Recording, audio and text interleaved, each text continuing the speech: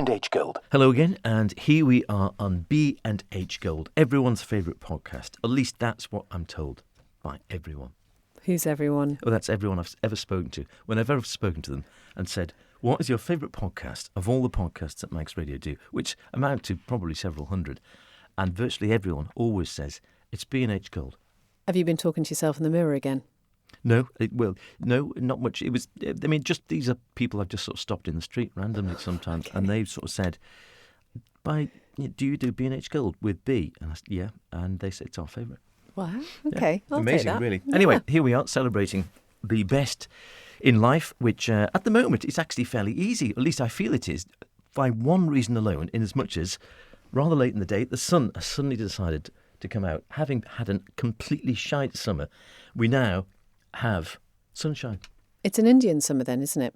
And it is. Do you know what else is amazing about this at the moment is that it's been glorious during the day and the sunsets have been phenomenal. I have literally not seen light like it, honestly, ever before. We've taken to going out most evenings for a little walk around our place out west, and it has just been utterly I've passed you twice glorious. now, wandering round. Have you? Mm-hmm. Have you? What, you just passed me and just ignored me? Well, it's usually been yourself and your better half paddling around. That there she is again, doing a little lap around the block.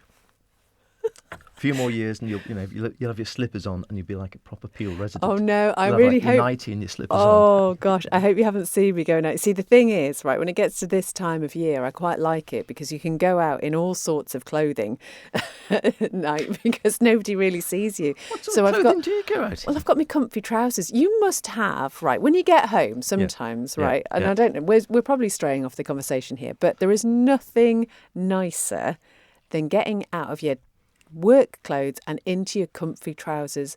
I can't sit on the sofa without my comfy trousers on. Couldn't you just make it easier and wear comfy trousers to work? Well, if you'd see, well, you probably have seen my Why do you comfy put trousers. uncomfortable trousers on Because- to come to Manx Radio? Well, because I'm going to work. Have you got your uncomfy trousers on? Yep. but they're a little bit smarter. So my comfy trousers are, you wouldn't really want to be seen in the day in them. In fact, sometimes my better half has said, "You're not genuinely going out in those, are you?" I'm like, "Yes, I am," because they're really comfortable and it's dark and no one will notice. But of course, I'm not really relying on the fact that I'm not being watched by one of my colleagues who's obviously driving around Peel waiting to see what I'm doing. I'm not stalking you. I was in for something, and then I came back from yoga the other night, and I Right. thought, there they are again. Oh, yeah. Yep. Yeah. Anyway, Paddling round, you comfy in your uncomfy trousers. pants. Well, it's like you in your shorts, isn't it? I That's bet you're true. more comfortable in shorts than you Well, are I do in wear trousers. them all day, though. I do wear them all day. Whereas, if you recall, the late, great David Collister was a sort of closet shorts wearer. Is that fair? In as much as far as I recall, whenever I saw him at work, he always had a jacket and trousers on. Oh, he and was yet, really if you smart, ever didn't he? called on him at home, he had shorts on. And I remember having a conversation with, and he said, yeah, as soon as I get in through the door, first thing, See? upstairs, and I change my trousers for shorts all year round. Just Until Christmas, you go and you've been in shorts. Yeah, that's another reason I love just cobblers so much, aside from the many, many other things. But yeah, he and I clearly on a wavelength when it comes to your comfy trousers. Would have thought. Well, yeah. See, I don't actually change my shorts when I get home normally, unless I put gardening shorts on, and which are ones that I don't mind getting a bit ripped or messy and things. So I've got nice comfy shorts, and I think, oh, I won't ruin my comfy shorts because I might be doing something where I might get ripped in a bramble bush or something. So I'll put on my gardening shorts. It's funny, isn't it, the little routines you have? Because the other thing I do, which I think is probably quite unusual, and I don't think you would probably do this, but I am going to share it with you all. Please do. Is that as soon as I get home, I take my wedding rings off. I don't know why. What's It's that about? really weird. So I get home and I don't feel right until I've taken my wedding rings off. But in the day, I don't feel right walking out the door to go to work until I put them on. Okay. It's really weird. Yeah, that is I leave my bit thumb rings wacky. on, but my big ring on my take your right big ring hand off. and my wedding ring, whatever, I take off. I have to take them off before I relax. It's really, yeah. I mean, I can That hear is it a now bit how wacky. it sounds. That but does sound wacky. The best I can do to that is I change my watch when I go away. And that I've you're got. going away watch. Yes. Is that like changing your wallet? Do you change your wallet as well? No, actually, I do have a going away wallet, but it's only if you're going somewhere where you're going to use different cash. So, if you're going to France or Belgium or Germany or something. And so if you are, and I know a lot of time now people just have cards regardless, or Revolut or whatever. But if you do want some cash, which is quite often useful in another country, then I'll have another wallet sort of, which is like my foreign Right. wallet. But you've also got a foreign watch. Is Well, that because it's just a watch that was actually it's getting back to your rings, and that's I think when we got engaged, I gave other half an engagement ring, and she got me a watch, which I sort of worn, and now I don't ask me why, but now I mostly wear it, not exclusively, but mostly wear it if we're going away. Well, there you go. And There you you go. thought I was weird. Well, it's a little bit odd. You've got young children. I saw this one. I don't know. They're if you not caught that this one young in the news. anymore, unfortunately. But Well, anyway. yeah, they're not as young as they were they? No. Well, one of them is relatively young, isn't it? It. Picture this, the young boy at the museum. Did you see this one? An ancient artefact unprotected did. by glass. Guess what happened? Oh, yes. Oh, that A 4-year-old poor boy in the family. Heck Museum in Haifa in Israel visited with his parents. According to Dad, the boy noticed a large ceramic container and pulled the jar slightly to see what was inside, thereby smashing the 3,500-year-old relic in the process. But the best thing I loved about this, museum officials were said How to be lovely were they? unfazed. We're appealing to parents, don't be afraid. Things like this happen. Said the museum head, Inbal Ravin. We will fix the jar and put it back. I thought that Which they was have. the loveliest response because, I'd be furious. well, I don't know whether to share this or not, actually. What Should have you I broken? share it? What No, is it wasn't You're going me. to tell me now that at some stage the giant elk was pulled down by Max No. and has been No. glued back together with epoxy resin. I've had an issue, I think, with somebody coming to my house and breaking something of mine. Oh yeah. I've had Well, that it wasn't before. them. It was their child, and I was. You have to be fine about it because it is fine. Because at the end of the day, things are just things. People are the most important. But there was a little part of me that just went, "Oh, I really liked that so much, and now it's broken."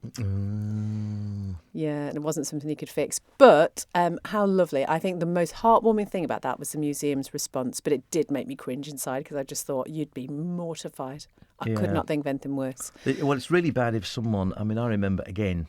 I might have mentioned this before, but I've got a lovely owl. Don't think it's worth a huge amount of money. It's a black owl. It's a statue of an owl, and it's quite tall, about 2 foot tall, made out of some sort of weird black ceramic stuff. Probably about 100 and something years old. Used to be my grand's. It's pretty much the only thing I got, I think, of my mum's mum, as far as I recall, who died years ago when I was 5 or 6. And I've always loved it. I loved it when I was a little boy, and then I inherited it, and etc., etc. And it sat on the windowsill and whatever. And then about 20 years ago, when my wife's sister was over with her children, who were young at the time, all grown up now, and they were playing on the stairs or something. And I was out in the garden, we were having a barbecue, and next minute there was tears and a kerfuffle. I thought, oh, what's going on? And then out came the kids all crying, and and they'd knocked it over and smashed it into a million pieces, or severely. It hadn't just cracked it, it was in dozens of pieces, quite literally. They were, all crying, and their mum, Liz, was saying, "Oh, I'm so sorry, H, I'm so sorry." And I was sort of saying, "It's all right.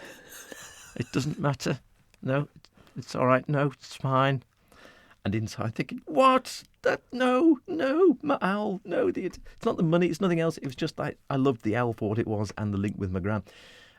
Amazingly, I had a wonderful guy, Paul Mihalowicz. I'll mention him. He used to be in the service knew you were players. going to mention him. And he had a job. He Miracle restored worker. things, and he said, "Oh, I think I can fix that." And somehow or other, he put it back together so that it's a bit like the repair shop. You wouldn't know. If he'd managed to do it and put it back on the windowsill without me knowing, I wouldn't have known it had How never been wonderful broken. is that? Amazing. So, Yeah. yeah, it does actually happen. What about driverless cars? I don't know if you saw this one, going on a totally different tack. But on the basis that, maybe we're heading towards a society where all the cars will be driverless. Randall White lives adjacent to a parking lot full of driverless cars in San Francisco. And according to a report in August of this year, apparently, he's a big fan of the autonomous vehicles. But over the last few weeks, he says he's been assaulted by the sounds of car horns. I was like, where's that coming from? I looked down and it was coming from all the cars, he said. And sure enough, the smart cars have all become very confused and started honking at each other. Do you know, this takes me back, actually. When was it? Must have been towards the end of last year. We were away in the UK and we rented a car which might be well known for being able to drive itself. The other thing it does is that it's got a function where you can push it and it will set the horns off, the lights off, and make a farting noise. You can change it so that every time you put the indicators on, it farts instead. That's and the just silly. kids thought it was was hilarious. brilliant. I was crying by the end of it because, honestly, the looks you get from people. I think the best one, though, was when other half again, was trying to work out how to plug it in to charge it up. The kids had set this program. The doors were opening, the lights were going on. He was getting more and more cross, and the kids were just wetting themselves. It was a beautiful moment that I wish I'd filmed. It is, yeah. Well, that's the thing with high-tech cars, isn't it? When something starts going and you just can't work out why. Stop it. Yeah. I seem to recall that one time with someone who was trying to do something with the car, and they said, "Yeah, I'll fix it." And they kept going, and they said, "Oh, wait a minute. Next minute, the wipers would go back and forth. No, it's not that one. No. And next minute, the lights would be flashing. And at one stage, I was helpless with laughter as this person was. Yeah, I don't think they saw the funny side, but it is very, very funny. Speaking of which, what was this one? Oh, a lawsuit. This is in the States again. Bookies convenience chain store Richard E. Brown of Kershaw County in South Carolina has filed a lawsuit against Bookies, the convenience store. He was walking down the sidewalk at a store in South Carolina when he tripped over a rope that was holding down a large inflatable beaver. Oh. Bookies hadn't responded, apparently.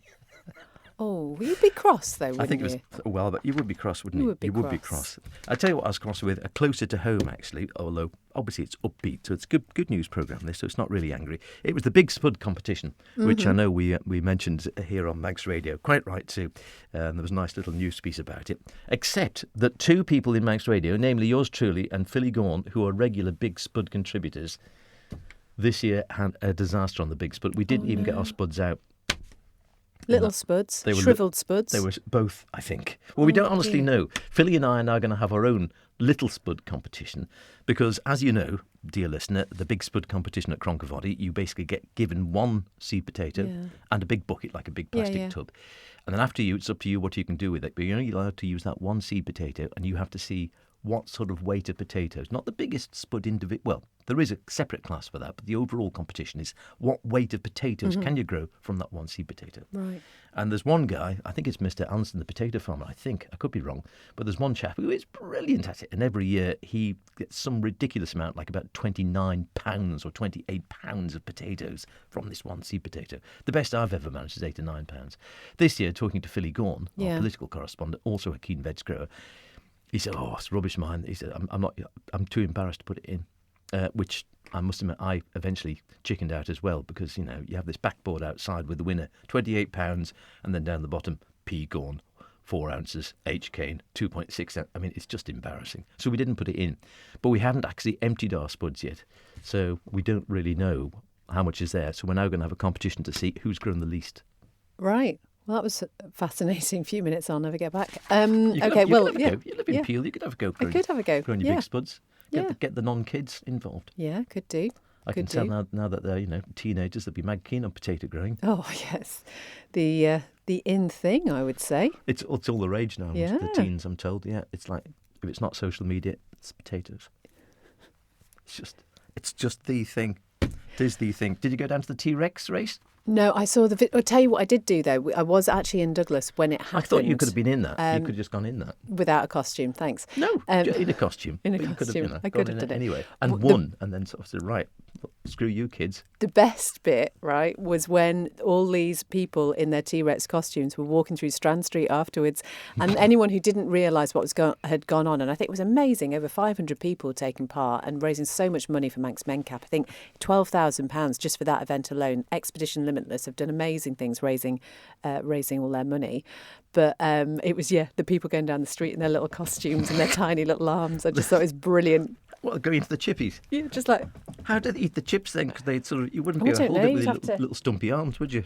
I mean, that would be a Did flaw. they have to put the chips on the ground and just sort of dip into it like one of those It's things? why T-Rex obviously just died out, isn't it? Because they couldn't get to their chips. Well, no, they just had to take a big bite out of things. And if you couldn't, if it was, so it had to be big meat, didn't it? It had to be like a great big steak. But if you were doing something like little meatballs or, I don't know, or sort of like a rice dish, you'd be hopeless. Yeah, screwed. Wouldn't get anywhere near. Yeah. No, true. There you go. Good job you weren't a T-Rex. It is a good job, yeah. I think. Right, that'll do. You got a nice cheerful...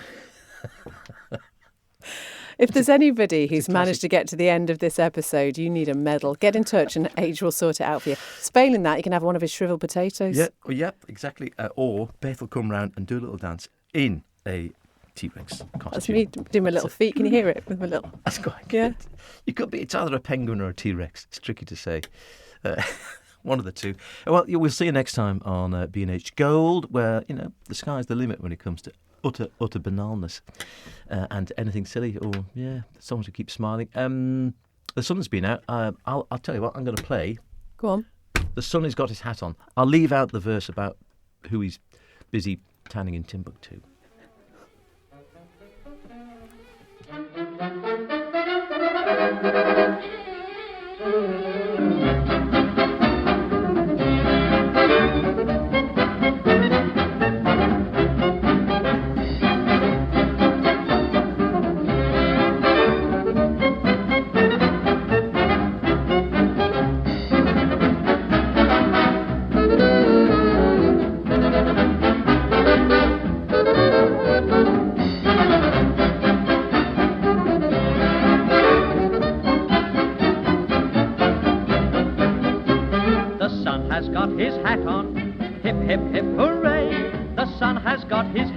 And he's coming out today. Now we'll all be happy.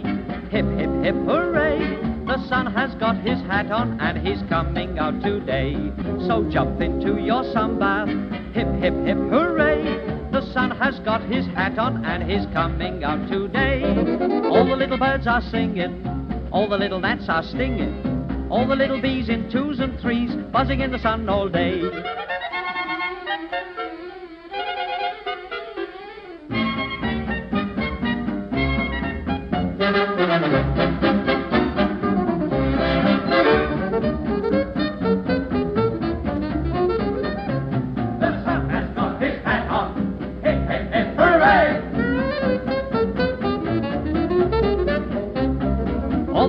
Excited, all the little girls delighted.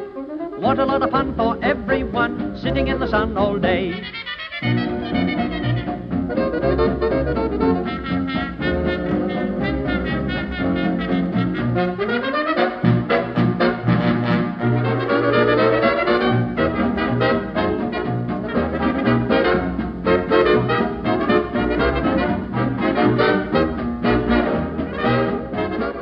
B&H don't condone smoking or any other dirty habits that are bad for you other than the ones Beth likes. Any similarity between the podcast B&H Gold and the Benson & Hedges cigarette of the same name is intentional and done purely for comic effect, albeit piss poor. Beth Espy is the registered trade name of Beth Espy Enterprises, available for voiceovers, corporate hosting, TV shows about cars, talking about motorbikes with greasy biker types, and looking after other people's children, but not at the same time. H is the first letter of how it came. The series is sponsored by no one at all. It isn't likely to be. Alex Brindley loves trains.